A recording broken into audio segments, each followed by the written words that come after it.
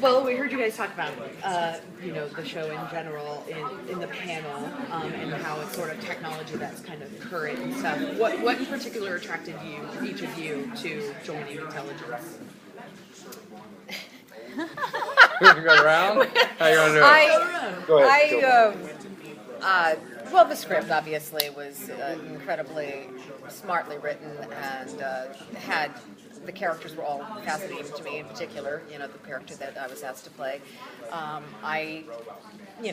What actress doesn't want to play a woman who's in a position of power? Honestly, it's just I have nothing but admiration. Oh, what? Actor? What? Seriously?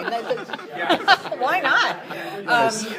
I just have enormous admiration for women that especially if they're working within the U.S. government or any government for that matter, and they're having to make decisions that affect millions of people, or et cetera. And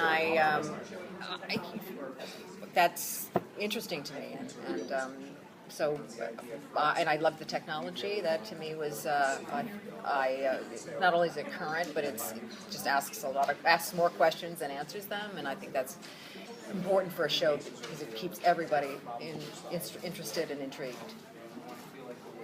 Yeah, I mean, I will echo what Mark said as well.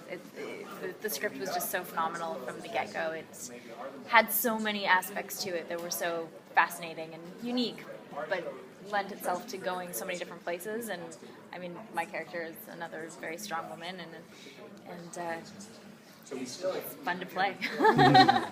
Well, especially we're in a world where it's mostly men. Yeah. And I know that has its own challenges. Less so than it used to be, I guess. But current as well, with the so many strong women out there now, and in leadership roles, like yeah. Hillary Clinton, obviously, God, what a powerhouse. Yeah. Even I look up to her as a man, like, wow, I wish I was that. I know. When we were filming the pilot, So that's current as well. Promoted the first female director of the CIA while we were filming the pilot. That's right. And I remember I was reading it online, and it was, I think, day 10 or something like that. Oh, what was it, the CIA? I think thought it was the Secret Service. No, I think it was the CIA. Oh, yeah. What's her name?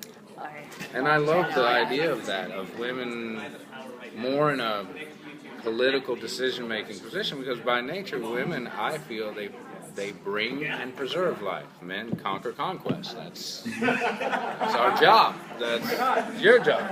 So it's good. I feel like women in government is only smart. But for me, it was. Well, let's not get crazy. What kind of Comic-Con is this? Political. Political over here. Yeah. But for me, it was a mixture. I love the action. It's a skill set I haven't gotten to use very much.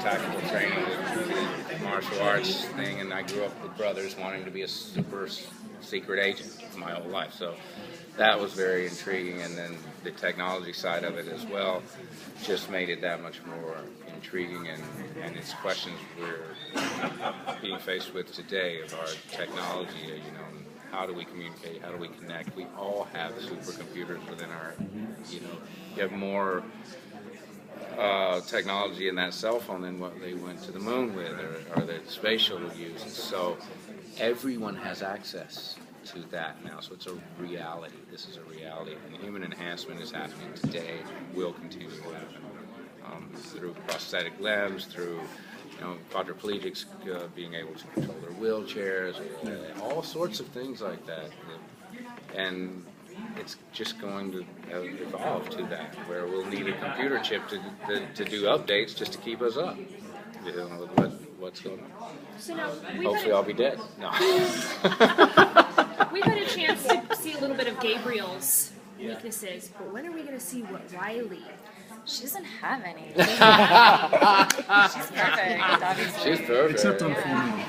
Yes. Except on a full moon. It'll be the crossover episode.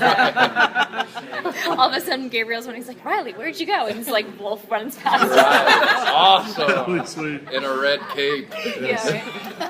Actually, I'll wear the red cape. Yeah, hopefully, I'm sure we'll be going deeper into all of the backstories of all the characters on the show, and there's some secrets in her closet, I'm sure. Thank you all very much. Thank you.